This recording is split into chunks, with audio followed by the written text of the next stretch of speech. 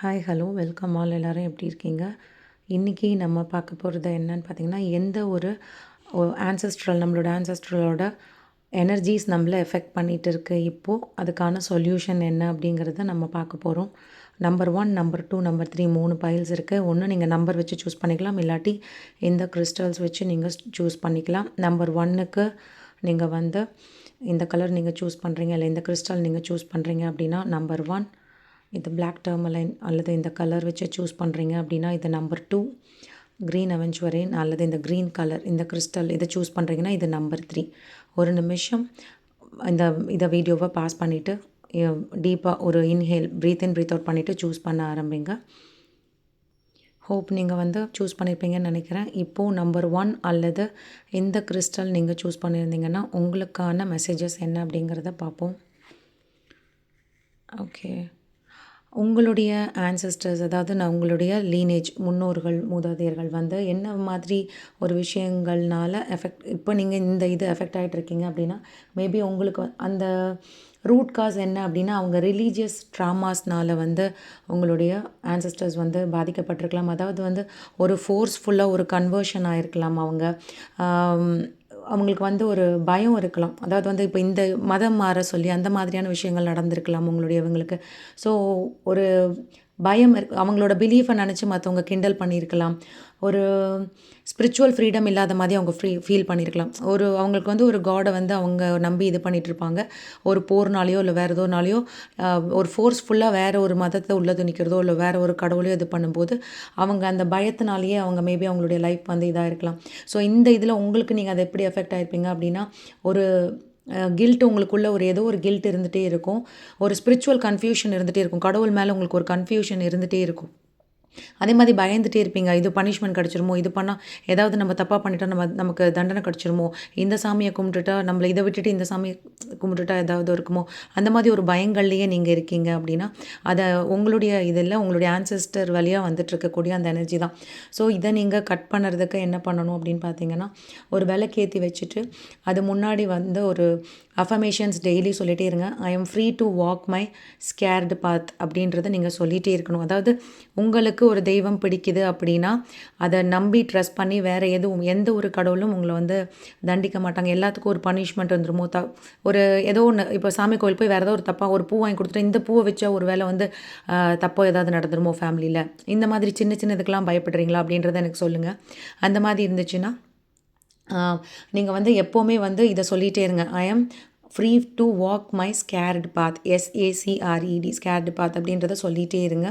அதே மாதிரி கடவுள்கிட்ட எப்போவுமே ப்ரே பண்ணிகிட்டே இருங்க. எல்லா எந்த கடவுளும் என்னை வந்து ஹார்ம் பண்ண மாட்டாங்க, எல்லா எனர்ஜிஸும் ஒன்று தான் அப்படின்றத நீங்கள் சொல்லிகிட்டே இருங்க. இதுதான் நீங்கள் நம்பர் 1 சூஸ் பண்ணவங்களுக்கான மெசேஜாக இருக்குது. நீங்கள் நம்பர் 2 அல்லது இந்த பிளாக் டர்மலைன் சூஸ் பண்ணியிருக்கீங்க அப்படின்னா உங்களுக்கான எந்த எனர்ஜினாலும் நீங்கள் எஃபெக்ட் ஆகிருப்பாங்க உங்கள் ஆன்செஸ்ட்ரல் அப்படின்னு பார்த்தீங்கன்னா அவங்களுடைய கனவுகள் இவங்க வந்து எனக்கு தெரிஞ்சு என்னவாக இருக்கும்னா அவங்க வந்து ஒரு போர்னாலேயோ இல்லை வந்து அவங்களுடைய ஃபேமிலிக்காக அவங்களுடைய ட்ரீம்ஸ் நிறைய கனவுகள் இருந்திருக்கும். அந்த கனவுகளை விட்டுட்டு அவங்க லைஃப்பை வந்து அவங்க சாக்ரிஃபைஸ் பண்ணி இறந்து போயிருப்பாங்க. அவங்களுடைய கனவுகள் எல்லாம் முடியாமல் இறந்து போயிருப்பாங்க குடும்பத்துக்காக. ஸோ அப்போது உங்களுக்கு என்ன இருக்கும், ஒன்று ஒரு மேரேஜ்னால் அவங்களுடைய கனவுகள் நிறைவேறாமல் போயிருக்கலாம். ஏதோ கனவுகள் படிக்கணும்னு ஆசை இருந்திருக்கும். மேரேஜ்னால் பெண்களாக இருக்காங்க அப்படின்னா அதை கண்டினியூ பண்ண முடியாமல் இருந்திருக்கும். ஜென்ஸாக இருக்காங்க அப்படின்னா போருக்கு போகணும், நாட்டை காப்பாற்றணும் அப்படின்ற மாதிரி இருக்கனால அவங்களுடைய கனவுகள் அவங்க முடிக்காமல் இதாக இருந்திருப்பாங்க. அதே மாதிரி இப்போது அது வந்து உங்களை எந்த விதத்தில் எஃபெக்ட் பண்ணிகிட்ருக்கோன்னு பார்த்தீங்கன்னா உங்களுடைய பேஷன் நோக்கி ஓடுறதுல பயம். இப்போயும் நீங்கள் அதே ஃபாலோ பண்ணிகிட்ருப்பீங்க. அதாவது ஃபேமிலிக்காக உங்களுடைய பேஷனை நீங்கள் வந்து மறைச்சிக்கிட்டு இருப்பீங்க. இது பண்ணால் உங்களுக்கு ஒரு எக்ஸாம்பிளுக்கு உங்களுக்கு வந்து இப்போ ஒரு பைக் ரேஸ் பண்ணுறது பிடிக்குதுன்னு வச்சுக்கோங்களேன், எக்ஸாம்பிளுக்கு சொல்கிறேன். அப்படி இருக்குது அப்படின்னா உங்களுக்கு அதில் ஜெயிக்கணும் அப்படின்றது ஒரு ஆசை இருந்தால் கூட, ஒரு பேஷன் இருந்தால் கூட என்ன பண்ணிடுவீங்க, இல்லை இதனால நம்மளோட ஃபேமிலி எஃபெக்ட் ஆவாங்களோ, ஃபேமிலி ஏதாவது சொல்லிடுவாங்களோ இப்படின்ற மாதிரி. இப்போ கேர்ள்ஸாக இருக்கீங்கன்னா உங்களுக்கு ஒரு டான்ஸ் ஒரு பேஷனாக இருக்கணும், அதில் முன்னேறணும்னு இருக்கும். பட் வந்து ஃபேமிலி ஏதாவது சொல்லிடுவாங்களோ, நம்ம ஃபேமிலியை இல்லை இதில் வந்தால் தப்பாயிடுமோ இப்படின்னு சொல்லிட்டு உங்களுடைய கனவுகளை மற்றவங்களுக்காக வந்து நீங்கள் பயப்படுறீங்க அப்படின்னா இது வந்து உங்களுடைய ஆன்செஸ்ட்ரலோட எனர்ஜி தான். இதை நீங்கள் கட் பண்ணுறதுக்கு நீங்கள் வந்து என்ன பண்ணணும் அப்படின்னு பார்த்தீங்கன்னா உங்களுடைய ஆன்செஸ்டருக்கு எழுதுங்க. உங்களுடைய கனவுகள் வந்து அவங்களுடைய கனவுகள் எதாக இருந்தாலும் அதை வந்து நீங்கள் அந்த இடத்துல இருந்து அவங்களோடத நான் சாக்ரிஃபைஸ் நான் நீங்கள் சாக்ரிஃபைஸ் பண்ண அத்தனை கனவுகளையும் நான் என்னோட மூலிமா அதை நிறைவேற்றுறேன் அப்படின்ற மாதிரி சொல்லிட்டு அவங்கக்கிட்ட ஒரு லெட்டர் எழுதி அதை பேர்ன் பண்ணிவிடுங்க. ஓகேவா? நீங்கள் இது பண்ணும்போது நீங்கள் இந்த ஒரு பயப்படுறீங்களா, உங்களுக்கான ஒரு பேஷனை உங்களால் அச்சீவ் பண்ண முடியல, உங்களுக்கு வந்து ஒரு கோல் செட் பண்ணிக்க முடியல, எல்லாத்துக்கும் ஒரு பயம் வர்றது வந்து இதுதான். ஸோ நீங்கள் இந்த லெட்டர் எழுதி பேர்ன் பண்ணும்போது நீங்கள் ரிலைஸ் ஆகி அதுலேருந்து வெளியே வந்து உங்களுக்கான பேஷனை நோக்கி நீங்கள் போக ஆரம்பிப்பீங்க. இது நம்பர் 2 சூஸ் பண்ணவங்களுக்கான மெசேஜஸாக நான் இங்கே பார்க்குறேன். இதே வந்து நம்பர் 3 சூஸ் பண்ணியிருக்கீங்க அல்லது நம்பர் 3 சூஸ் பண்ணியிருக்கீங்க அல்லது இந்த க்ரீன் டேர்ம்லைன் சூஸ் பண்ணியிருக்கீங்க அப்படின்னா உங்களுக்கான மெசேஜஸ் என்னவாக இருக்குது அப்படின்னு பார்த்தீங்கன்னா, நீங்கள் வந்து உங்களுடைய முன்னோர்கள் என்னவாக இருந்திருப்பாங்கன்னா, சடனாக அவங்க ஒரு இதில் வாழ்ந்துட்டுருப்பாங்க, ஒரு கம்ஃபர்ட் ஜோனில் ஒரு கண்ட்ரியில் வாழ்ந்துட்டு இருப்பாங்க. ஒரு லைஃப் வாழ்ந்துட்டு இருக்கும்போது திடீர்னு ஏதோ ஒரு சேஞ்சு, ஒரு மாற்றங்கள் நடந்திருக்கலாம். ஒரு மைக்ரேஷன் மாதிரி ஒரு ஊரை விட்டு ஊரை போய் வாழ்கிற சூழ்நிலைகளாக இருந்திருக்கலாம். அங்கே போய் அவங்களால ஒன்றுமே பண்ண முடியாமல் இறந்து போயிருக்கலாம். அதாவது வந்து திடீர்னு அவங்க ஒரு கம்ஃபர்ட்டான ஒரு வாழ்வாதாரமே இல்லாமல் வேற ஒரு ஊருக்கு போய் அந்த மாதிரி இறந்துருப்பாங்க. அது உங்களை எந்த விதத்தில் பாதிச்சுட்ருக்கும் அப்படின்னு பார்த்தீங்கன்னா, நம்பர் 3 சூஸ் பண்ணவங்களுக்கு உங்களுக்கு ஒரு மாற்றங்கள் நினச்சாலே பயமாக இருக்குது. ஏதோ ஒன்று பண்ணணும்னா இப்போ ஒரு வீட்டில் கம்ஃபர்ட்டாக இருக்கீங்க, உங்களுடைய வீட்டுக்குள்ளே மட்டும்தான் உங்களால் கம்ஃபர்ட்டாக இருக்க முடியும். ஒரு சொந்தக்காரங்க வீட்டுக்குள்ளே போகிறீங்கன்னா கூட உங்களுக்கு என்ன இருக்குன்னா ஒரு பயம் வந்துடும். தனியாக வெளி இடத்துல போய் தங்குறதுக்கு ஒரு பயம், வேறு வேலைகள் ஒரு வேலையில் இருந்து பழகிட்டிங்கன்னா இன்னொரு வேலைக்கு போகிறதுக்கு ஒரு பயம். இந்த மாதிரி உங்களுக்கு ஃபியர் ஆஃப் சேஞ்ச் உங்களுக்கு இருந்துகிட்டே இருக்கும்.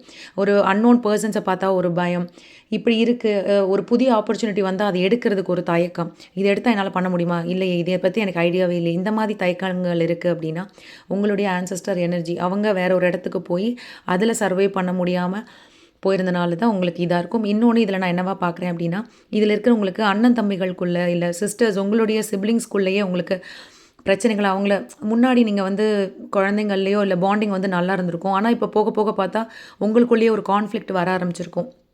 உங்களுக்கு வந்து அவங்க செய்கிறது தப்பு, அவங்களுக்கு எல்லாமே அட்வான்டேஜ் கிடைக்குதோ, நமக்கு எதுவுமே இல்லையோ அப்படின்ற மாதிரியான ஒரு பிரிவினை இப்போ உங்களுக்குள்ளே வருது அப்படின்னா அதுவும் வந்து இந்த சிப்ளிங்ஸும் அந்த ஆன்செஸ்ட்ரல் ட்ராமாஸ்னால நடந்திருக்கலாம்.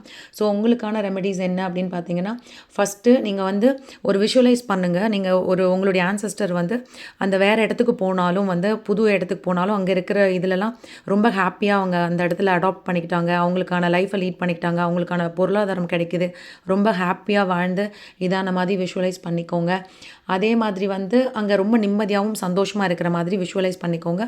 சிப்லிங்ஸ் பற்றி இருக்குது அப்படின்னா நீங்கள் வந்து உங்களோட கூட பிறந்தவங்க இப்போ இருக்காங்க, அலைவாக இருக்காங்க, இல்லை அப்படின்னாலும் அலைவாக இல்லை அப்படின்னா ஒரு விளக்கு ஏற்றி வச்சு அவங்கக்கிட்ட வந்து ஒரு ஃபர்கிவ்னஸ் கேட்டு, நீ எப்போவுமே என் கூட சப்போர்ட்டாக தான் இருக்க, நீ எனக்கு எப்போவுமே போட்டி கிடையாது, உங்ககிட்ட அன்பு எனக்கு கிடைக்குது அப்படின்ற மாதிரி சொல்லுங்கள். அவங்க உயிரோடு இருக்காங்கன்னா அவங்களுடைய சோலுக்கு மனசை நீங்கள் இங்கேருந்தே அவங்கக்கிட்ட வந்து நீ என் மேலே அன்பாக இருக்க, நான் உன் மேலே அன்பாக இருக்கேன் அப்படின்ற மாதிரி அந்த இதை வந்து சொல்லிகிட்டே இருங்க. ஏன்னா உங்களுடைய முன்னோர்களில் யாராவது ஒருத்தர் வந்து இந்த ஒரு சகோதரத்துவம் இல்லாமல் ஒருத்தர் போட்டி பொறாமையில் இறந்து போயிருக்கலாம், ஒருத்தர் அவங்களே தாக்கிட்டு இறந்துருக்கலாம். ஸோ அந்த எஃபெக்ட் தான் வந்து உங்களை இப்போ வந்து உங்களுடைய சிப்லிங்ஸை நம்ப முடியாமல் ஒரு பொறாமைகளுக்குள்ளே கொண்டு வந்து நிறுத்துறது இதனால தான்.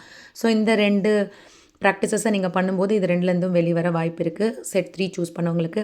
ஹோப் வீடியோ யாருக்கு எப்படி ரெசனேட் ஆச்சு அப்படின்றத எனக்கு கமெண்ட்டில் சொல்லுங்கள். இது ஒரு ஜென்ரல் ரீடிங் தான். உங்களுக்கு பர்சனல் ரீடிங் வேணும் அப்படின்னா கீழே இருக்கிற வாட்ஸ்அப் நம்பருக்கு எனக்கு டிஸ்கிரிப்ஷனில் கொடுக்குறேன், அதுக்கு காண்டாக்ட் பண்ணுங்கள். வாழ்க வளமுடன்.